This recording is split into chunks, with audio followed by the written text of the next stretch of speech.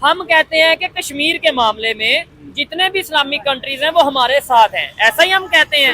लेकिन अब Islamic countries India से हेल्प मांग रहे हैं कि फलस्तीन के मामले में हमारी हेल्प की जाए, इसराइल को बोला जाए कि जंग रोक दी जाए।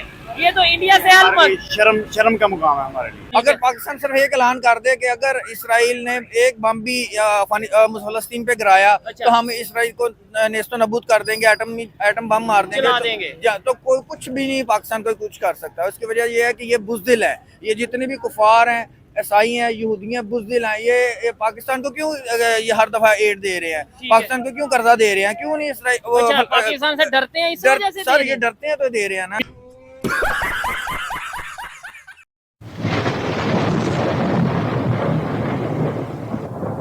नमस्कार दोस्तों, क्या हाल है। होप करता हूँ कि आप ठीक होंगे और स्वागत करता हूँ आपका हिंदुस्तान डॉट में। तो दोस्तों, जब दुनिया में बड़ा क्राइसिस आता है तो पूरी दुनिया इंडिया के सामने देखती है, क्योंकि अब पूरी दुनिया को इंडिया से उम्मीद है। आज भी सभी इस्लामिक कंट्री इंडिया को कहते हैं कि आप इजराइल पे प्रेशर डालें और इजराइल वॉर को ख़त्म करें, क्योंकि इस्लामिक कंट्रीज़ को पता है कि इजराइल सिर्फ इंडिया और अमेरिका की बात मानते हैं, लेकिन अमेरिका तो इजराइल को खुलेआम सपोर्ट करता है। तो उनको लगता है कि ये वॉर सिर्फ इंडिया ही ख़त्म कर सकता है। तो दोस्तों, इंडिया के इस पावर से पाकिस्तानी बहुत जलते हैं और कहते हैं कि इस्लामिक कंट्रीज़ पाकिस्तान को पूछते भी नहीं है और इंडिया से हेल्प मांग रहे हैं। तो दोस्तों, इस मैटर पर देखते हैं पाकिस्तानी पब्लिक के रिएक्शन। अगर आप नए हैं तो चैनल को सब्सक्राइब कर लीजिए और वीडियो को अंत तक देखें। हम लोग ये कहते हैं कि पूरी दुनिया के मुसलमान एक हैं। कुछ टाइम पहले खबर आई, ईरान ने हेल्प मांगी इंडिया से कि यार इसराइल को रोको, जंग रुकवाई जाए, खत्म की जाए। आज खबर ये आ रही है लेबनान ने हेल्प मांग ली है इंडिया से कि भाई इसराइल को रोको, फलस्तीन और इसराइल की जो जंग है वो रुकवाई जाए और इंडिया ही जंग रुकवा सकता है।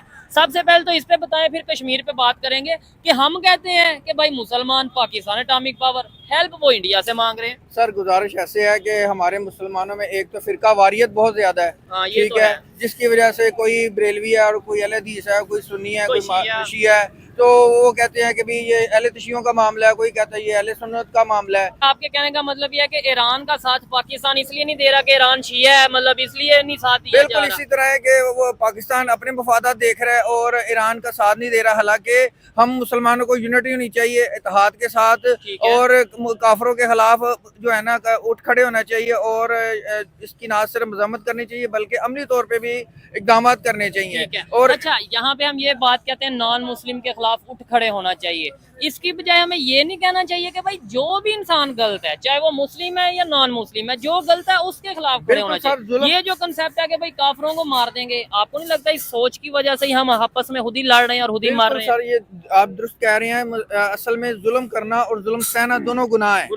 कहने का मकसद सिर्फ ये है कि अगर हम भाई से मुसलमान अगर हम जंग नहीं लड़ना चाहते या कोई मुल्क नहीं जंग कर सकता, तो कम से कम हम ये तो कर सकते हैं कि जो फलस्तीन में मुसलमान मौजूद हैं, बच्चे मौजूद हैं, औरतें हैं, बुजुर्ग हैं, उनको 57 इस्लामी ममालिक है। अगर एक 20 लाख आबादी थी फलस्तीन की, अगर एक 50-50 हजार भी लोगों को अपने मुल्क में सेटल करते हैं, जैसे अफगानिस्तान की जंग में पाकिस्तान ने 10 लाख अफगान मुहाजिरीन को अपना दिया और उनको जो रशिया की जंग थी उसमें उनको सेव किया है। तो मुसलमानों की जो इल्मी अपनी ठीक है, यानी सब कंट्रीज मिलके 50-50 हजार, 20-20 हजार, 30-30 हजार अपने कंट्रीज में फलस्तीन वालों को बुला लेते। तो ये इतना जो बड़ा अलमिया हुआ है, इंसानी अलमिया, बच्चों की शादी हुई, औरतों की शादी हुई, ये ना होती, ये ना अच्छा, लेकिन इस तरीके से तो फिर वही बात है, इसराइल जो है वो पूरी जगह जितनी भी है वो जो उसका क्लेम है वो कवर कर लेता है। सर मेरी बात सुने, अगर तो मुसलमानों में इतनी ताकत नहीं है जिस तरह आपने बताया कि अगर ये इत्तेहाद आपने नहीं, आप ये कह सकते हैं, लेट्स सपोज आपको लगता है अगर ताकत है, आप कह देंगे हाँ भाई ताकत है। सर इसमें तो पाकिस्तान को इनिशिएटिव लेना चाहिए। किस लिए एटम बम बनाया, किस लिए ये मुसलमानों के लंबरदार बन रहे हैं? हम तो कहते हैं कश्मीर उधर तो कश्मीर में तो सारे इलेक्शन हुए हैं, मैं आपको शायद खबर हो, उधर इंडिया की जितनी भी पार्टीज हैं वो उन्होंने वहाँ पे प्रॉपर पार्टिसिपेट किया है। 64% वोटिंग हुई है और वहाँ पे सेलिब्रेशन की जा रही है। और इवन इंडिया के प्राइम मिनिस्टर अपोजिशन को भी मुबारकबाद दे रहे हैं, आपस में मुबारकबाद के भाई ये इंडिया की जीत है। इवन प्राइम मिनिस्टर मोदी की पार्टी हार भी गई है, फिर भी वो कह रहा है कि ये इंडिया की जीत है। तो ये जीत है, ऐसे लग रहा है इंडिया की जीत है। ठीक है, तो क्या आप इस पे कहना चाहेंगे? मैं इसमें ये कहना चाहूँ, जब तक हमारे जितने भी आजादी, जितने मर्जी हमारा टोपा, जितने मर्जी खिलाफात हो, जितने मर्जी हमारी दूरियां हो, हमें फलस्तीन पर हमें पूरा एक जस्ता हो के पूरे जान लड़ के हमें लड़ना चाहिए। अच्छा। जब तक हमारे हुक्मरान जब तक हमारी फौज, जब तक हमारा कोई जज वगैरह जितने यूनिटी नहीं आएगी, जब तक ठीक नहीं होंगे सर, हम हमारे फलस्तीन जो हुक्मरान है ना, ठीक ये इस्लाम से दूर है। अच्छा। अगर ये इस्लाम से नजदीक होते ठीक है। और ये समझते, इनके दिल में दर्द होता मुसलमानों का, ठीक तो है। ये आज ये मौका नहीं आना था। अच्छा चले, मैं अगर कहूँ कि क्या आप मैसेज क्या देना चाहेंगे? आप भी मैं मुसलमान हैं, मैं- आप भी पाकिस्तानी जी, हैं, जी। इसराइल को मैं मैसेज पाक दें। फौज को मैसेज देना चाहता पाक हूँ। फौज को तो मैसेज क्या ही हमने देना, इसराइल को क्या मैसेज दें? इसराइल को मैसेज ये देना चाहिए कि ये उसका एंड है, हजरत इमाम अच्छा। मेहदी का ज़हूर करीब है, ठीक और है। ये इनको ताकत मिलनी है, और इन्होंने मस्जिद अक्सा को शहीद करना है। अच्छा। और उसके बाद फिर इंशाल्लाह ताला मुसलमानों का रूह शुरू होना है।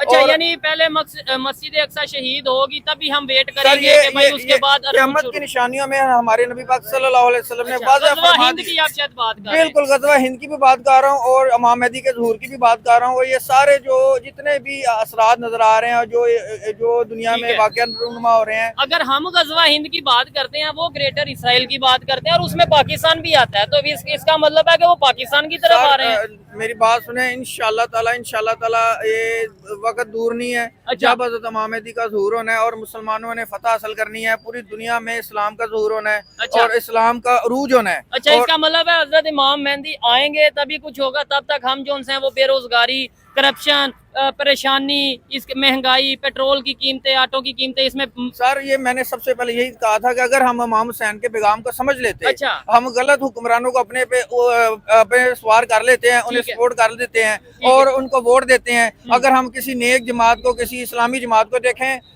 तालिबान की हुकूमत आई है हमारे अफगानिस्तान में, वहाँ डॉलर 80 से ऊपर नहीं जा रहा। अच्छा।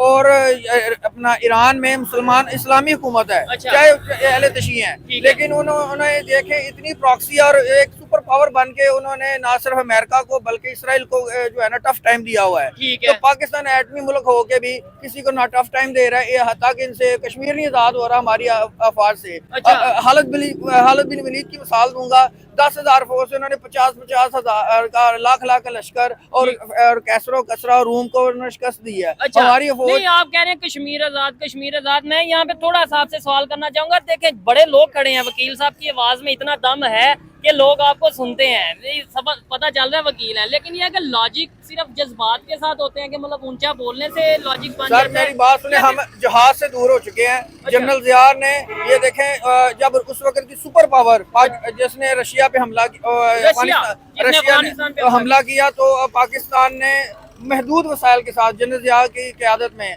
रशिया के खिलाफ जिहाद का ऐलान किया। तो देखें, अल्लाह ताला की मदद आई और पूरी दुनिया से, सऊदीया से और अमेरिका ने मदद की और हमने दुनिया के सुपर पावर के टुकड़े कर दिए। ये आपने जो बात की है, ये जरा बात को गौर करिएगा कि जिहाद के लिए अमेरिका ने मदद की। ऐसा सर पॉसिबल है? अमेरिका को अपना मतलब था, उसने हमें जिहाद के चूरन में जो है वो घुमाया कि भाई जिहाद करो। मेरी बात सुने, अल्लाह की मदद आती है। जैसे अच्छा। कि देखें, अब अमेरिका 90 अरब डॉलर का असला जो है ना वो अफगानिस्तान में छोड़ गया है। अच्छा। और अफगानिस्तान के पास जितना लेटेस्ट असला है, इतना पाकिस्तानी आर्मी के पास नहीं है। ठीक है। अच्छा, ठीक है। तो दोस्तों, यह था पाकिस्तानी पब्लिक का रिएक्शन। और आपने वीडियो में देखा ना, इनकी बातों में था कोई लॉजिक, इनको बात करना भी नहीं आता। ये लोग सीधे एटम बॉम्ब की धमकी देते हैं और इनके लीडर भी ऐसे ही है। इसीलिए तो अब कोई भी इस्लामिक कंट्री भी पाकिस्तान को कुछ भी नहीं कहते। और ये पाकिस्तानी लोग हर जगह पे इस्लाम को घुसा देते हैं और कहते हैं कि हमारे पास जज्बा है। तो चले जाओ इजराइल के सामने, हम भी देख लेते हैं आपका जज्बा। ये बात हिजबुल्लाह और हमास वाले भी बोल रहे थे कि हमारे पास जज्बा है, लेकिन इजराइल ने कूट दिया और आप लोग देखते रह गए। पाकिस्तानी सिर्फ बोलते हैं, इनसे कुछ भी नहीं होता, क्योंकि सबसे ज्यादा अगर कोई इजराइल से डरता है तो वो है पाकिस्तान।